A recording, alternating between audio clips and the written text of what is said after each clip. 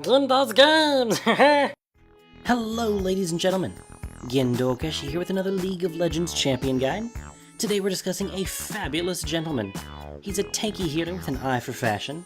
This is, of course, Taric, the Gym Knight. He's truly outrageous. Truly outrageous. Quit polishing your rocks long enough to take notes. It's time to learn how to Taric. Taric is a fantastic gentleman on the fields of justice. He is usually a tanky support, but is both functional and stylish in the jungle and at the top lane. His focus is primarily on buffing his allies both offensively and defensively, and with a powerful crowd control spell, he's quite the dangerous man in lane and in teamfights. Taric's passive is Gymcraft, as is befitting of a Gym Knight, though what that has to do with the ability exactly, I'm not entirely sure. Quite simply, this makes his basic attacks deal bonus magic damage equal to 2% of his maximum mana. His damage is doubled versus champions. Gymcraft makes any harassment he can get in quite strong and helps him clear the jungle faster. It also helps him scale quite well into the late game, as we will see later. The Gym Knight's Q is Imbue. He is both a defender and a healer, so of course he has a healing skill. Imbue will heal a target allied champion or minion for a nice chunk and heal himself for the same amount. If he uses it on himself, he is healed for 40% more than he would otherwise. This means it is generally more efficient per cast to heal an ally and yourself, but will do nicely to heal yourself back in a pinch. Imbue has a fairly long cooldown, but it can be reduced. Hitting an enemy champion with a basic attack will reduce it by 3 seconds. Hitting a non-champion will reduce it by 1 second. Imbue is quite useful throughout the game and should generally be taken around level 3 and maxed out second. If, however, your opponents are dealing a lot of magic damage to you, you might max it out first. Why magic damage? Well, that's because Taric's W, Shatter, grants you armor, dealing with the other side. It has 2 passives and an active. First, it grants Taric a flat amount of bonus armor. Second, it creates an aura that grants an armor bonus to all nearby allies, equal to 12% of his total armor. And yes, that includes the first passive. When activated, he deals magic damage to all enemies around him, scaling with both ability power and armor, as well as reducing their armor by the amount of his flat armor bonus. While on cooldown, Taric loses this flat bonus, but his aura stays. As you can imagine, Shatter is extremely powerful throughout the game and is useful regardless of his position on the team. Generally, take your first point in this at level 2 and max it out first. Taric's E is Dazzle. With gems as shiny as his, stunning good looks isn't just a metaphor. He fires a bolt of energy at an enemy, stunning them for 1.5 seconds and dealing magic damage to them. The farther away they are, the less damage he deals. That's okay. The stun is what's important. Dazzle makes Taric an excellent initiator for your team and allows him to pretty much dominate most lane matchups. The damage gained from leveling up isn't generally worth it and is only really noticed if used up close and personal. As a support, take a point in it at level 1. In top lane or the jungle, probably at level 4. In any case, you'll want to max it out last. Finally, Taric's ultimate is Radiance. He slams the ground to deal magic damage to enemies around him and create yet another aura. For the next 10 seconds, he gains bonus attack damage and ability power while granting half that bonus to his nearby allies. Radiance is a powerful spell in team fights on a fairly short minute-long cooldown. Not only that, it gives minions and pets bonus attack damage too, albeit a significantly smaller amount. This makes it great for pushing lanes as well. Like most ultimates, for obvious reasons, you should take a point in it every chance you can.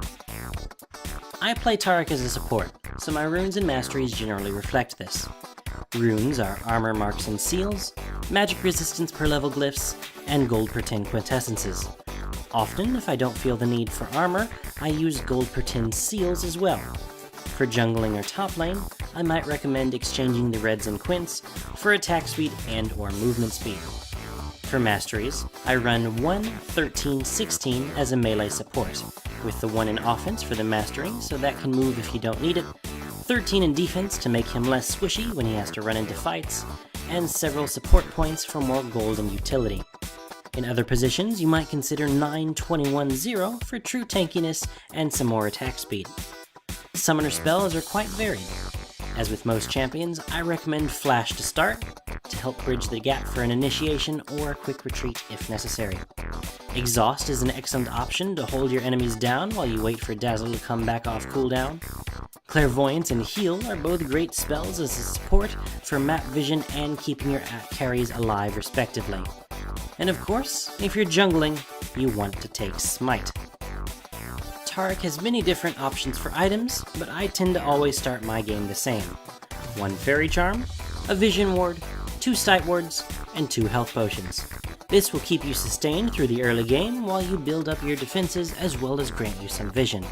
We'll discuss the application of those wards in a little bit. Regardless, you'll want to turn that Fairy Charm into a Philosopher's Stone and start working towards Sight Stones as soon as possible. In fact, if you can just buy a Sight or Ruby Sight Stone the first time you go back, go ahead and do that instead of the Philo Stone. They serve essentially the same purpose, and the Sight Stone grants more immediate benefits. The Gym Knight has many different options for boots as well. Boots of Mobility are great for allowing you to get where you need to be faster, especially for ganking with Dazzling Stun of his. Ninja Tabi make him tankier and work well with Shatter. Boots of Lucidity let you do everything else more often, of course. And Mercury Treads give you Tenacity, which is good on everything.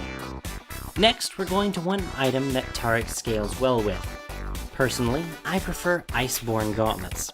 They provide mana for more damage from Gemcraft, armor for Shatter, AP for everything, cooldown reduction because yes please, and a unique passive that will make you one heck of a wrecking machine, allowing you to lock down your targets even more once you've stunned them. Other related options are Frozen Heart and Randuin's Omen. You could even take more than one of these options if you like, just think about what's most appropriate against your opponents. An aura item or two would not be remiss on the King of Auras here. Locket of the Iron Solari is extremely efficient, and a shield on your allies on top of your other auras is crazy powerful. Similarly, Runic Bulwark will keep everyone alive and well. If someone on your team has that already though, but you really want an Emblem of Valor item, go for Banner of Command. Taric is great at pushing lanes already, and this makes it even crazier. At some point, you'll want to upgrade your Philosopher's Stone. Consider Shirelia's Reverie if your team needs a quick boost moving about. You might also consider Wrecker early in the game, especially if you're ganking a lot. Speaking of ganks, let's talk about the jungle for the moment. As a jungler, you would of course start with a Hunter's Machete and 5 health potions. That machete is the only thing really out of place in your build, but we can still make use of it. Spirit of the Ancient Golem is a great defensive item for Taric, giving health, armor, and tenacity. Regal's Lantern, on the other hand, is a nice offensive option for free wards. Taric's jungle queuing can be a little slow, so this would help it out considerably. Lastly are a few other items you might consider but aren't really needed usually. Mikhail's Crucible grants you all the mana you'll ever need and gives a supporting Taric another heal and a cleanse for an ally. Spirit Visage is great if you need a bunch of health and magic resistance, and its passive stacks on yourself with Imbue. Zhonya's Hourglass, or more specifically the item that builds into it, Seeker's Arm Guard, is extremely efficient if you want a slightly more AP focused build while still building a ton of armor. Finally, Manamune is a lot of fun with Taric's Gemcraft. With Manamune on, his mana essentially gives him extra damage twice. A few things for you to remember as Taric. First, it's not always right to use Shatter as soon as you can. You lose your armor bonus while it's on cooldown, so if you're getting focused, it will just make you easier to kill. Never forget its armor reducing aspect as well. If you can wade into the enemy team and cast Shatter, your AD allies can just wreck them all from behind. Additionally, if you're walking in to drop all your spells, try and cast Radiance before Shatter so that you have extra AP and thus more damage when you do. And though Radiance's cooldown is quite short, be careful of not using it too early. Some enemies may look to bait you into using it before simply walking away to wait out the duration of the buff. Despite all the aggressive power Taric has though, he doesn't do all that much damage on his own in most cases. Stay with your team whenever possible to make them all the more powerful. In a lane, remember you don't always have to cast Dazzle at every opportunity. The mere threat of you using it will often be enough to scare off your opponents. Getting them to go hide under their tower rather than farm is often just as good as or better than actually killing them. This is where that vision ward from earlier comes in. Often this threat of dazzling them involves hiding in the farthest bush to catch them unawares. Smarter players will try to ward this to keep you from doing so, but with a vision ward, you can counter it. Taric synergizes well with many champions throughout the game. In the laning phase as a support, he works quite well with any aggressive carry, someone who can capitalize on his stun. The classic example of a great combo is Caitlyn. If Taric lands a dazzle, Caitlyn can drop a trap at their feet to lock them down long enough for the pair to smash them into little chunks. In the late game, he combines well with other champions with auras to boost the overall beefiness of your team. The prime example currently, especially in high-level play, is Jarvan. Their combined armor auras make your team extremely difficult to punch through, even with all the armor shredding available through items nowadays. Taric is a functional and stylish tanky bruiser, powerful throughout the game. Keep your allies beefy and strong, and stun for them when necessary, and you will lead them to victory. With that, thanks for watching. If you have enjoyed this guide, please let me know by hitting the like button. Speak up in the comments below if you have advice or questions or some shiny jewels to leave me. We're all here to learn, except for me, because I just want your diamonds. Subscribe for future content, including champion guides, gameplay guides, and other possibly not LOL content. Till next time, I've been Gin, and you've been watching me talk about a video game.